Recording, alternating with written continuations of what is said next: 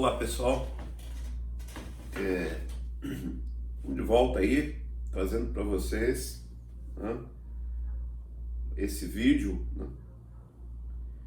Mas antes de começar explicar os propósitos desse vídeo, eu gostaria de agradecer ao mestre, né, grande mestre Renato Madeira, que tem um belíssimo trabalho e que facilitou muito, né, eu colocar em prática, tentar colocar em prática o que eu estou imaginando, tá? E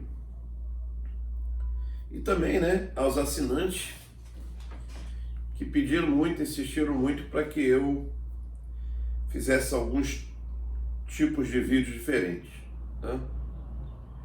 Bom, então o que passou pela minha cabeça, né? Os vídeos agora que eu estou produzindo, eles têm um roteiro, como vocês já tiveram a oportunidade de ver, tá? Um roteiro que serve para, quando eu imaginei, serve para orientar, né, o assinante a seguir e entender o que eu estou fazendo e por que eu estou fazendo aquilo. E ao mesmo tempo, né, ele propicia também que facilite depois na hora dos estudos, né? E junto desse pacote de vídeos, eu pretendo fazer uma série de 5, no máximo 10 de cada assunto, tá? Eu quero sempre colocar um vídeo desse tipo, tá? Qual é a proposta desse vídeo? A proposta dele é exatamente, eu fiz um roteiro aqui para não me perder, passar para vocês um fato que me ocorreu. Vamos imaginar um piloto, né, que fosse fazer um voo e que não tivesse um plano de voo. Seria um total desastre, né? Um desastre. Um voo, imagine um voo onde você não tem plano de voo. É o chamado voo cego, né? Se eu não me engano, eu não sou dessa área, conheço pouco. Mas é um voo cego, né? Você não sabe qual é o resultado dessa aventura. Porque não deixa de ser uma aventura. É uma aventura, né? Mas nós fazemos isso com aquilo que é mais importante para a gente, que é a carreira, né? Pelo menos a pretensa carreira que a gente está escolhendo. Nós entramos num voo sem ter um plano de voo, tá? Então, eu volto a repetir, agradeço muito ao mestre Renato Madeira, que me ajudou muito, está me ajudando muito a colocar essas minhas ideias em prática, tá? Então eu fui lá no blog, né? Não sei se é blog, é no site do Renato Madeira, e fui observar, né, o que ocorreu nos últimos anos em cada um desses concursos, tá? Então eu pude observar o seguinte: função quadrática, por exemplo, ano passado, caiu em todas as provas, em todos os concursos, tá? Eu acho que não teve nenhum concurso que eu não tivesse olhado, tá? E não tivesse constatado que tinha sido pedido função quadrática. E às vezes com uma frequência maior do que a esperada. Alguns até chegaram a 3 questões, tá? Então, gente, eu fiz uma espécie de roteiro também para vocês do que é importante do assunto. Eu acho que isso vai ajudar muito aos alunos que estão se preparando, né? Então, na função quadrática, eu pude destacar o seguinte. Primeiro, a definição de função quadrática. Saber bem a definição de função quadrática. Isso é um tópico importante. Segundo, né, o gráfico da função. Saber que aquela curva representativa daquela função é chamada de parábola. Que ela tem a concavidade voltada para cima quando o coeficiente A do termo de segundo grau é positivo. E a concavidade voltada para baixo quando o coeficiente é negativo.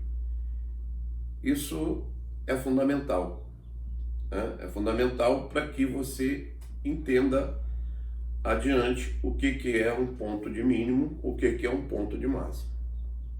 Tá? Terceiro, o que eu estou falando para vocês nada é novidade, tá, gente? Está tudo nos livros, tudo nos livros. Terceiro, a interseção com os eixos coordenados.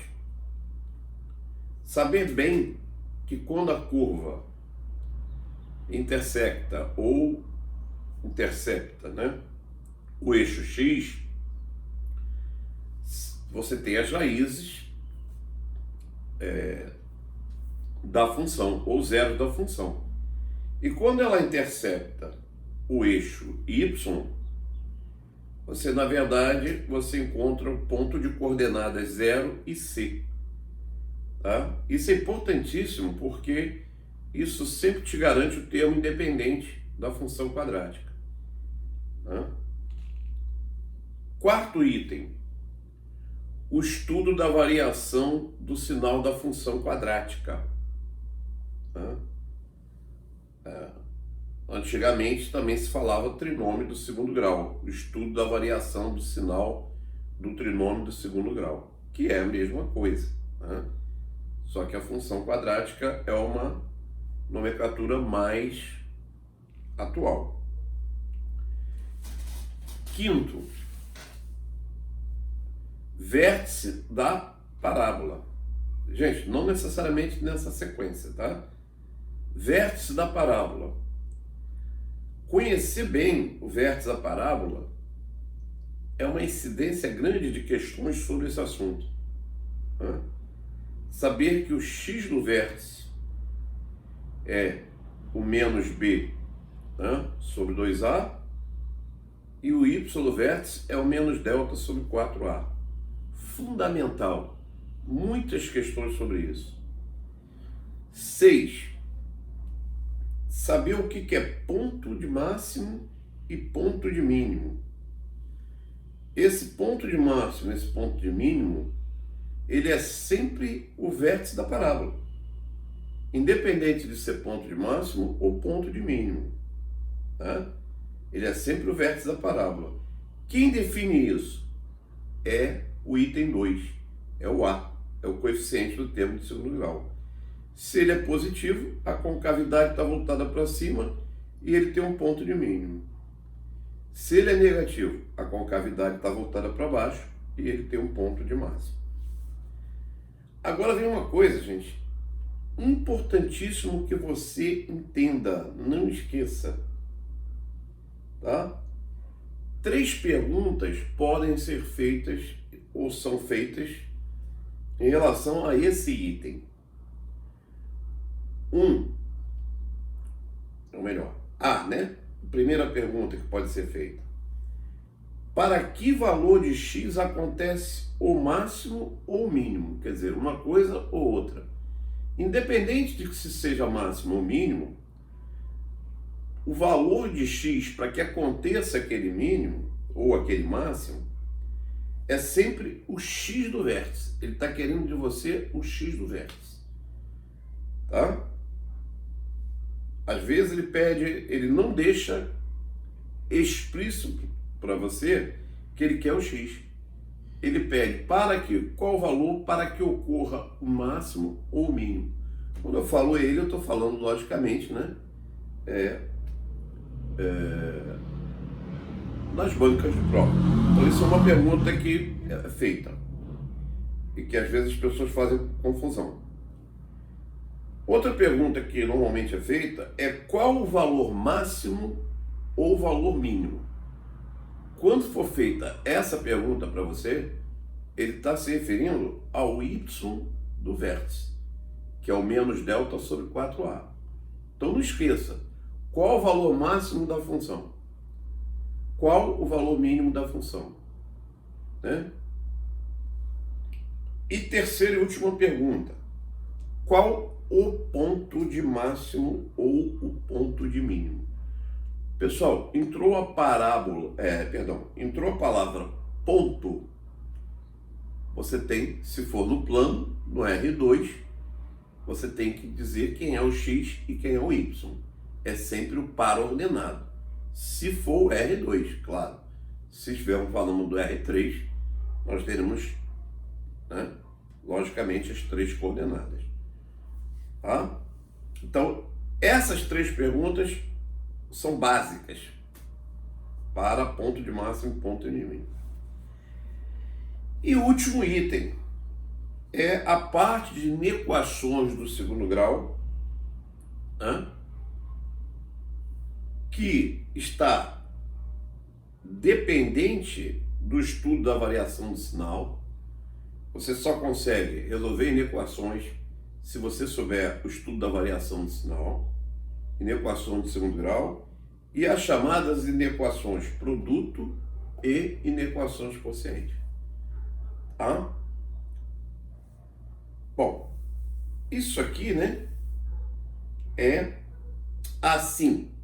E esse último tópico, ele está amarrado, está intrinsecamente ligado ao domínio de uma função, certo?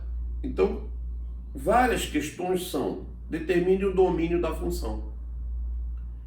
E essa função nada mais é do que a função quadrática ou uma outra função que envolve a função quadrática. E você vai acabar desabando aonde? Nas inequações do segundo grau. Portanto, no estudo da variação do sinal da função quadrática. Então, pessoal, essa era a proposta para vocês, né? Como eu falei no início,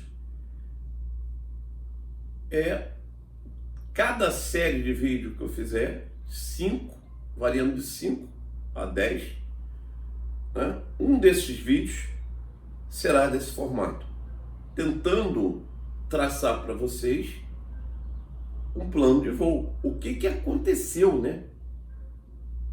Não é novidade, é o que eu estou dizendo, não é novidade. Você entra lá no site do Renato, você vai ver que está lá, tá? Só que nós somos displicentes em relação a isso, né? E não podemos abrir mão desse detalhe, tá? Porque pouca coisa muda de um ano para o outro em relação ao que é cobrado.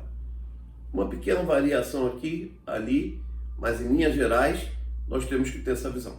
Bom, desejo a todos bons estudos, né? Lembre-se, aquilo que eu sempre falo para vocês: quem está no comando dessa viagem são os seus professores, é o seu curso, né? Eu estou entrando aí como um auxiliar, tá?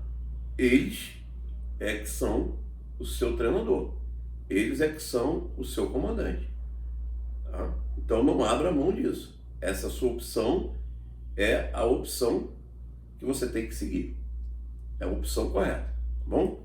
Um grande abraço, até a próxima.